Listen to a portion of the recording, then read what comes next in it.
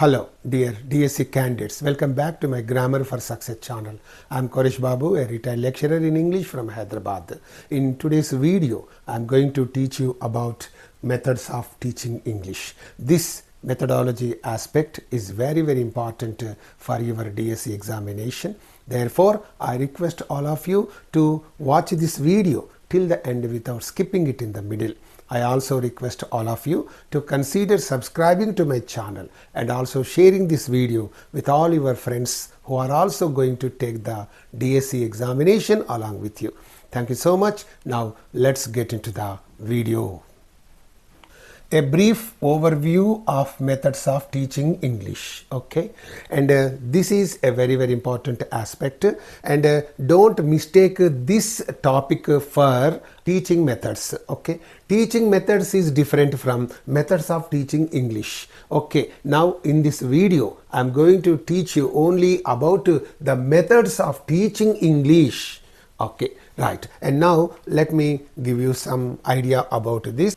Teaching English effectively involves various methods, each catering to different learning styles and objectives. That means if you want to teach your students English language very effectively, there are several methods in practice, and all those methods have different learning styles and different objectives.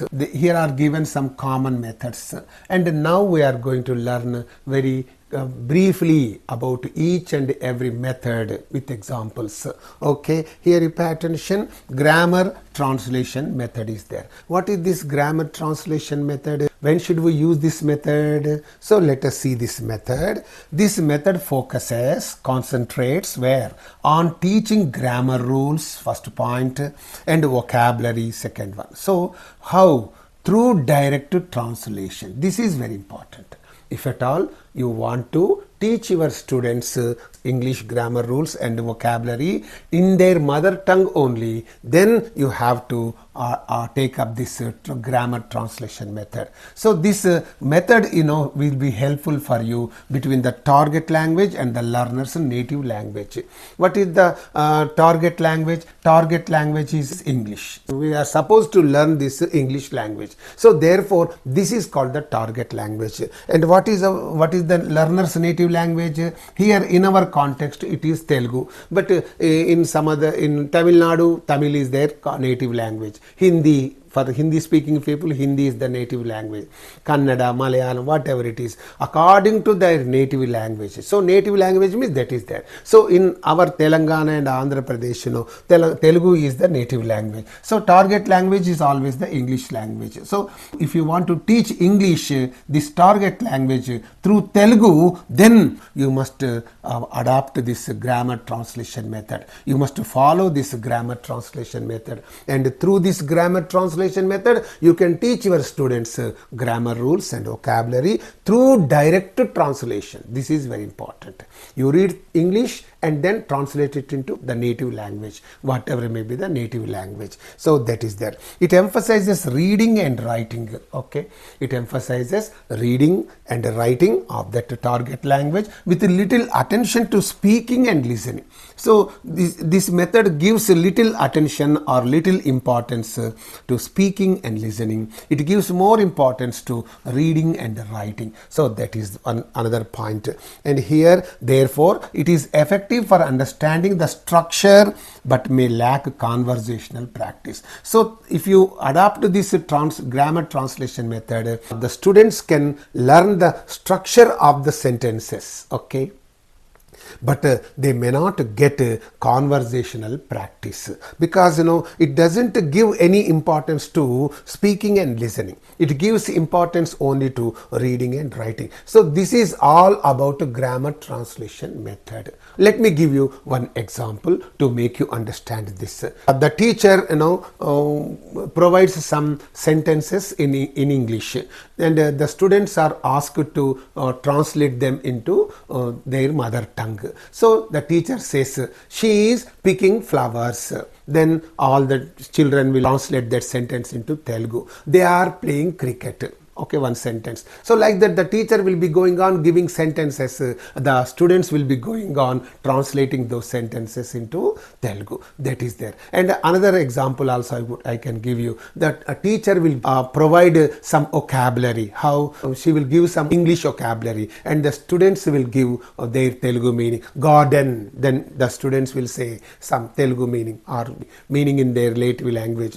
Gardener, butcher, yes, taxi driver, okay, institution, whatever it may be there. So many nouns are there, no, that is there. Ocean, mountain ranges, whatever it is. So when the teacher gives the words in English, the children, the students will be translating them into, the teacher gives some other vocabulary like as swim, the students will give Telugu meaning of swim, write, play, read, something like that. Beautiful, attractive, gloomy, sorrowful, or like that.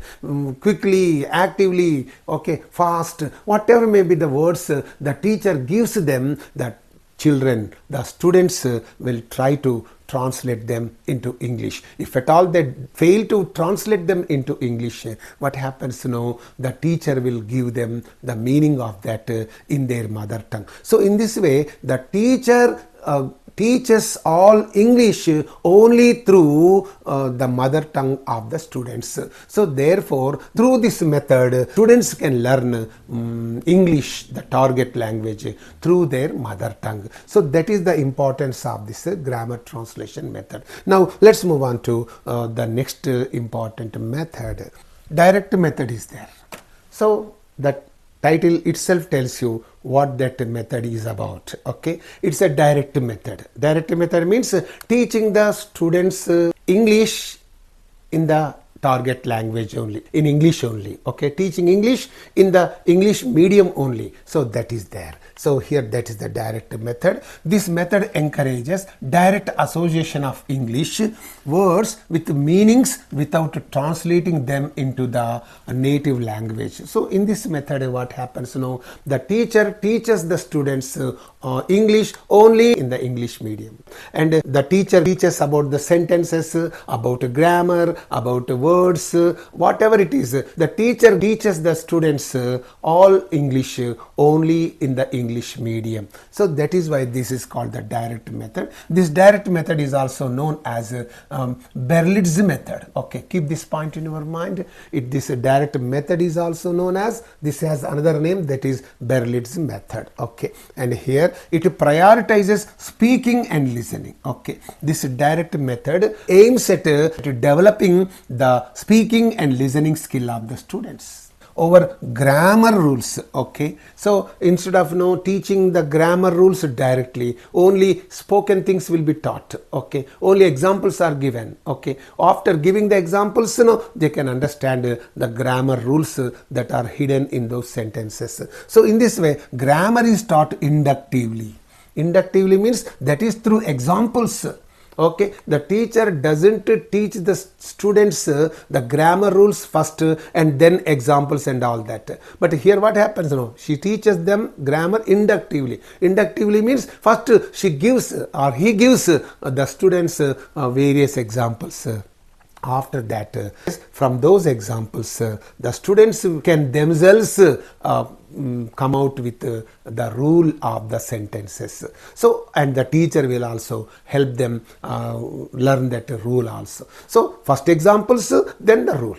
This is called inductive method, and a deductive method is also there. First rules, then examples. That is deductive method. Inductive method, first examples, then rule. So that is there. So in this way, in this direct method, the teacher teaches the students English inductively, that is through examples, and thereafter only the rules are explained to the students. That is there. And you go to the next rule, that is audio lingual method is there. Audio lingual method. This method is also very interesting. What is that? Let us look at that. Here you pay attention. This method is based on behaviorist theory, and it emphasizes repetition and drills. This is very important.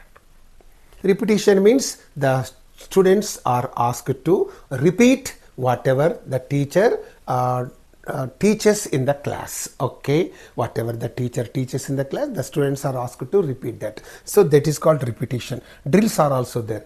That means substitution drills are there. The teacher gives the students one sentence, and the students are asked to replace only one word of that sentence and make so many sentences. For example, I have a car. Now the teacher says you have to change the word car and replace that car. That the teacher asks the students. Then what do the students do? One student gets up and says, I have a bike. Another student gets up and says, I have a mobile phone. Another student gets up and says, I have a notebook. Another student gets up and says, I have a house. I have a factory. I have a bicycle. Whatever it is. So many things are there. So what that is left to the imagination of the students, and the students will come out with so many. So this is called substitution drills. And one more thing is also there. The teacher gives the students one assertive sentence. He or she asks them to change it into affirmative, then interrogative, then negative. For it is there. For example, assertive sentence is there. Okay, he is going to college. That is there. And then interrogative sentence is there. What is that interrogative sentence? Is he going to college? That is there. Affirmative sentence is there. Then yes, he is going to college.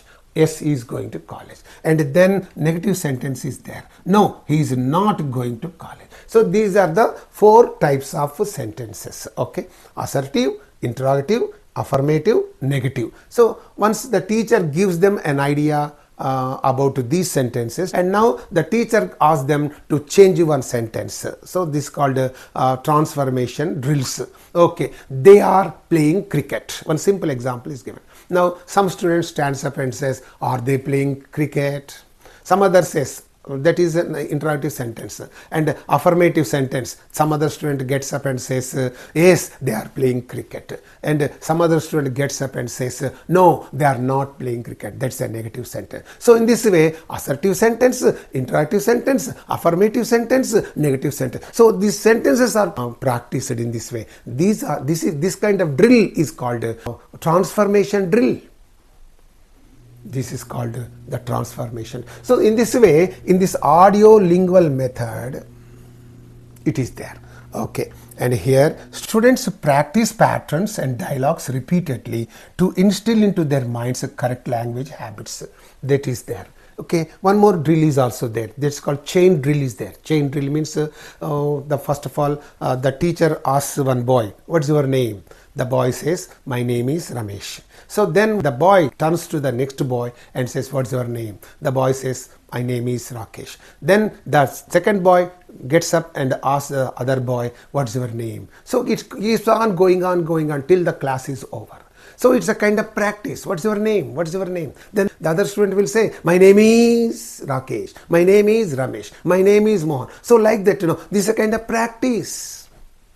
So this is therefore called audio listening, lingual speaking. Therefore, yes, the students can learn so many things through this audio lingual method, and therefore it is very useful for the teachers to adapt this kind of methods to teach good English to their students. Okay, now let's move on to the next method. Communicative language teachings. This method is called CLT, Communicative Language Teaching Method. And what is this method about? It prioritizes interaction and communication as the primary goal. So it gives top priority, top importance only to the communication, okay, interaction and communication. That is the main goal of this method. It uses real life situations to teach language and encourages learner to use the language in real life situations. So it uses real life situations, okay, to teach English, and it also encourages learners to use the language, okay, in real life situations. So these two things are there, and here grammar is taught in context, okay, only according to the context, according to the situation, grammar is taught, okay. There is a focus on fluency over accuracy. So this communicative language teaching gives a top priority to fluency, but not can say accuracy. Grammar mistakes and all that, no problem, okay. Fluency is more important. Fluency is more important than accuracy of the structure or construction that is there. Here I would like to give you one example. The information gap activity is there. Okay, information gap activity. So students work in pairs where each student has some information to share with to complete the task. Okay, and here one student has a map of locations and the other student has a list of destinations. Okay, and now this A student is asking this one. The student A says, where is the museum? Then this B says, no, it is next to the library. Then again another student says, where is the zoo park? Then the B student says, no, it is next to the high court, something. So in this way, here one question, this a question, one candidate questions, the other gives the answer. One candidate questions, the other gives the answers. So in this way, it's a kind of good practice. This is called information gap activity. And one more example I would like to give you for this. Role playing is there. Okay, ordering food at a restaurant. Okay, one student is the customer and the other one is a waiter. So the customer, the waiter comes. I would like to order a pizza, please. Then this waiter says, would you like to have any drinks with that, sir? So it's a kind of beautiful thing. It's a kind of practice. This customer says, I would like to order a pizza, please. Then this waiter says, would you like to have any drinks along with that, sir? Something like that. So then this customer says something and the waiter says some other things. So in this way, that conversation moves on, goes on forward. So this is a kind of communicative language teaching, CLT. So in this method, fluency is given top priority rather than accuracy. Accuracy, grammatical mistakes may be ignored in this method. So accuracy is not given top priority, only the fluency. Keep this point in your mind. And in this communicative language teaching method, real life situations are used. Just now I have given you one example. The ordering food at a restaurant or going for shopping in some mall. So many things are there. So all these things will come under there. So here it gives a top priority for interaction and communication. It gives more importance to fluency rather than accuracy, right? And you go to the next important method of teaching English, task-based language learning method. This is called TBL.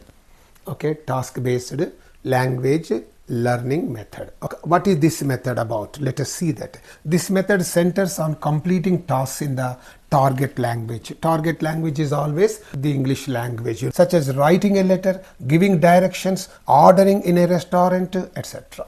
Okay, so these are all tasks. Okay, these are all tasks. So this writing a letter is a task, giving directions is a task, ordering in a restaurant is a task. So this is called task based language learning tip. So this centers only on completing tasks in the target language. That's there. One example I would like to give you for this, shopping role play is there. Okay, shopping role play. Okay, shopping role play is there. Right, and that's the task. Okay, students participate in a role play in which one student is a customer, the other student is a shopkeeper, right? And pre-task is also there. What is the pre-task? And reviewing the words or the vocabulary pertaining to the, vocabulary pertaining to shopping, pertaining to shopping. So shopping vocabulary is there. What is that shopping vocabulary? Prices, products, and polite questions are also there. Could I have this? Could I buy this? Could I take this? So some polite questions. How much does this watch cost? How much does this mobile cost? Something like that. So you have to pose polite questions to the shopkeeper. So this is called pre-task. And the task here is, actual task is in pairs. The students will simulate a shopping experience. one student is a customer with a list of products. So I want X, I want Y, I want Z, something like that. Another student is a shopkeeper. He will be ready with the information about the products and also its prices, and he also makes some suggestions to go for other items instead of these items, and polite questions, asking some questions. So what else do you want, sir? Yes, instead of this, which one would you like to take? So some polite questions are also posed by the shopkeeper. So all such things will take place in the task. So after the post task is there, okay, post task is there. So in this post task, what happens?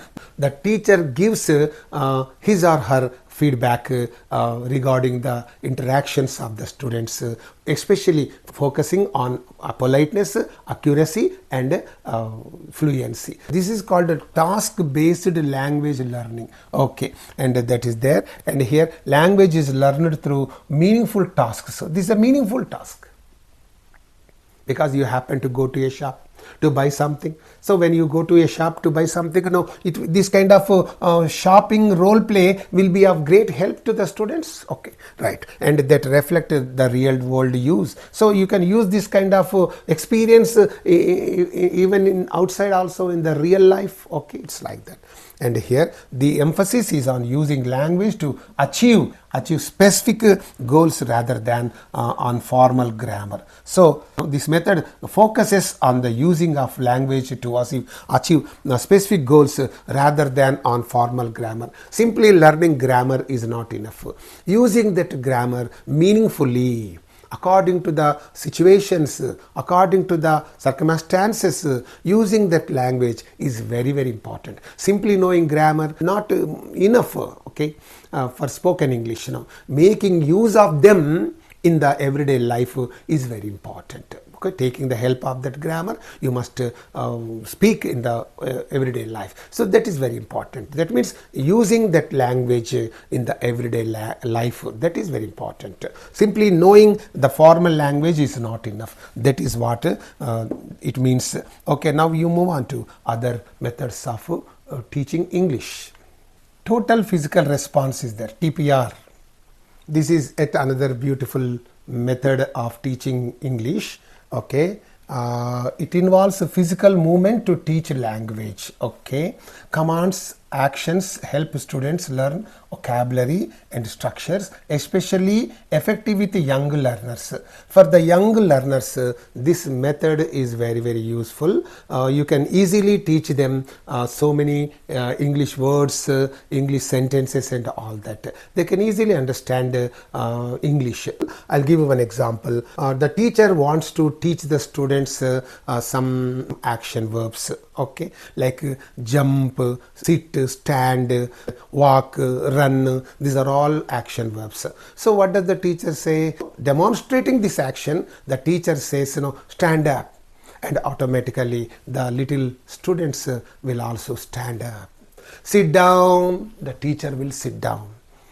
She will demonstrate this action. The students will also imitate the action. As walk to the board, they start walking. So something like that. The teacher walks, the children will walk. And run, they will start running. So something like that. Now jump, the teacher jumps and the students will also jump. So this is very, very helpful for the young students. This is very, very, very easy for them to learn. One more example is there. The teacher wants to teach the young students, young learners, some prepositions of place. What are the prepositions of place? Under, on, in, by, before, after, beside. These are all prepositions of a place. Okay. And now the teacher keeps a book on the table. Now the teacher puts that book here before. Yes. Putting the book before the table. She puts the book before the table. The students will understand before the table. Then the students will also imitate the teacher and put the book before the table. And the teacher puts the book beside the table. I am putting the book beside the table, she says. I am putting the book on the table. I am putting the book behind the table, beside the table. Okay, like that. So the teacher teaches all these things to the students, demonstrating all these things.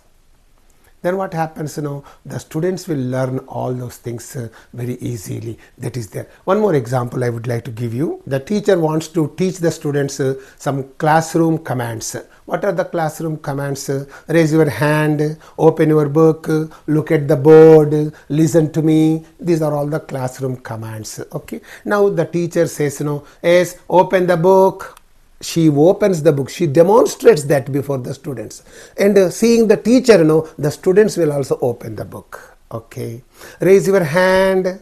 The teacher raises her hand or his hand. The students will also raise their hand. Okay, it's like that. Okay. And next, look at the board. The teacher looks at the board. The students will also look at the board. So like that, these are called the classroom commands. So these are all through these commands, the teacher can teach her or his students beautiful English, the target language. This is meant exclusively for the young learners, means very small kids and all that. So it's very effective with young learners, that is there. And here learners respond to commands that require physical action, reinforcing vocabulary and phrases. All such things, they learn from on observing the teacher. The students will learn many more things. It's like that. And you go to the next method, content and language integrated learning. That is another method. So this is also very important. Content and language integrated learning, CLIL, that is there. It is very simple. This method combines language learning with subject matter instruction. That means, here two things are combined, language learning and subject matter. When these two things are combined, you can learn both the things. How you can learn the language, you can also learn the subject matter. So one shot for two birds, it's like that. And here English is used as a medium to teach subjects like science, history, economics and so many subjects, promoting both language and content mastery. So through this method, the teacher can teach the students not only English but also their subject. So in this way, in one attempt, their students can learn both the English language and the subject matter. So these two things they can get. So this is a very useful method for the aged students. This will be better because the teacher will talk to them only in English. The teacher will teach their subject only in English. Okay, by teaching the subject in English only, the teacher is able to teach them not only the subject but also English itself. So that's why English will be taught to them as well as subject matter will also be taught to them. So it is there. And now let's move on to the next method. Blended learning method is there. Okay, what is this blended learning? Blended learning is a flexible adaptive method. It's a good method and it combines various teaching strategies to fit the needs of different learners and contexts. So the learners of English may be of different levels, So first class students, second class, fifth class, 8th class, 10th class. So the levels of the learners may be differing. So according to the levels of the students, learners, so this blended method can be chosen. And here it is very flexible and adaptive. Flexible means you can mold it as you please. Okay, it's also an adaptive method. You can easily follow that method, and it combines various teaching strategies. It includes all teaching strategies to fit the needs of different learners and contexts. So it is useful for different learners and in different contexts. So here it integrates a traditional classroom method with the online learning digital tool. So two things are there. So it combines traditional classroom methods, this is very well, with the online learning or digital tools, this second one. So traditional classroom, method is clubbed with online learning method or digital method. So these two are clubbed together and that is taught. It allows students to learn both in person and via online platforms, increasing flexibility and access to resources. So it is a very good method of teaching because this is very useful for the higher level learners of English. 10th class or intermediate, first year, second year, or degree students. students are like that. So this is very useful for them because English is taught to them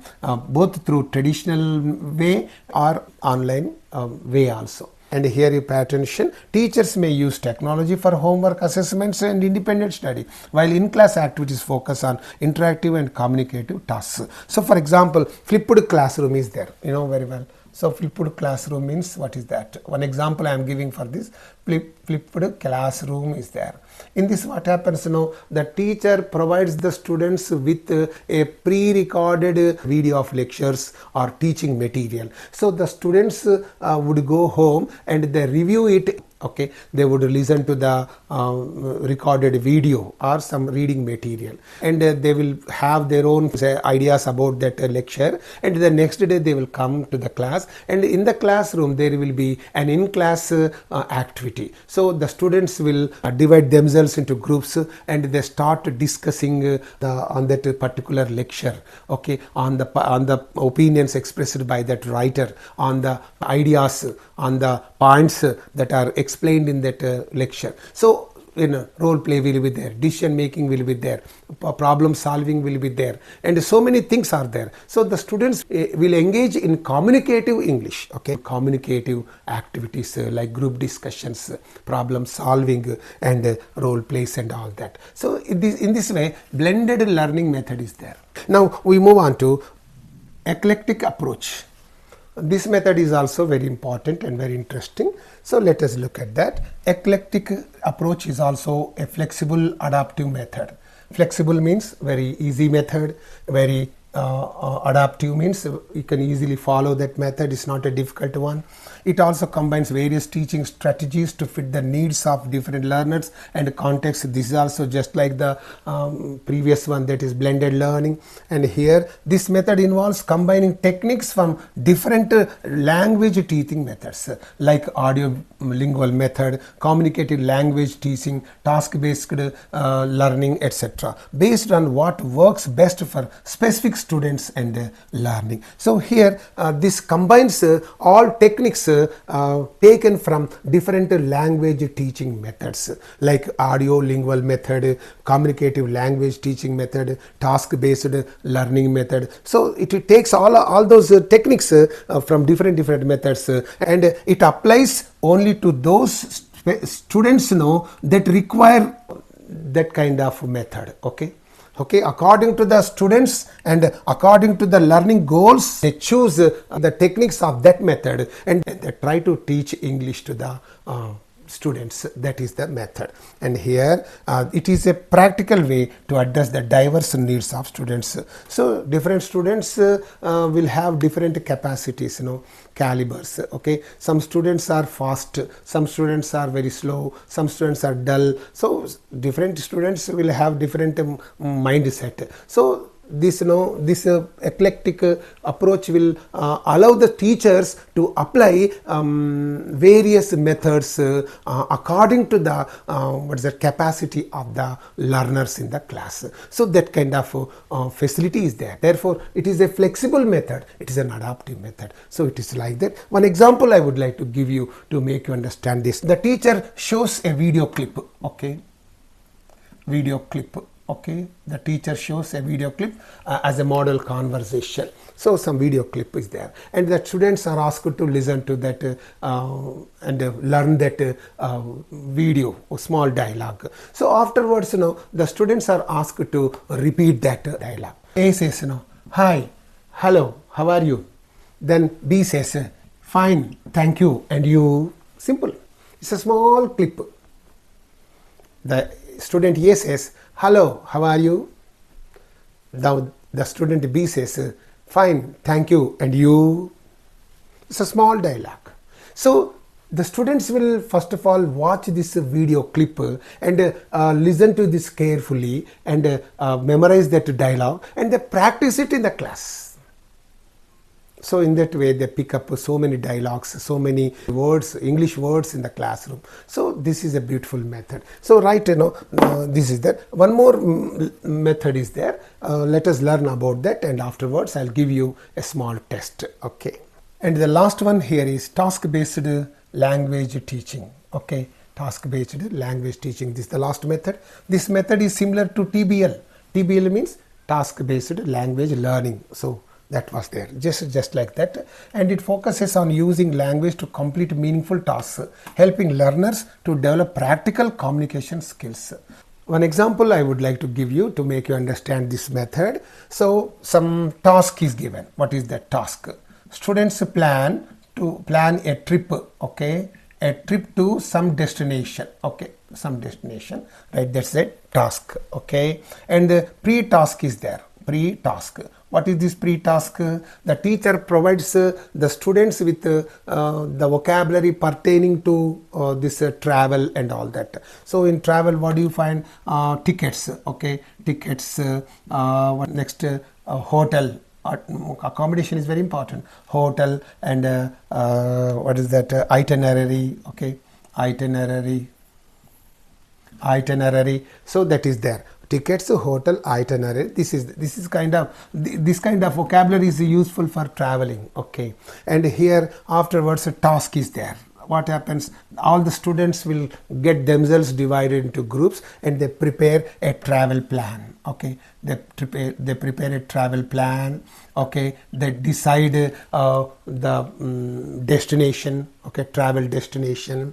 They decide accommodation. They decide budget. Budget is very important.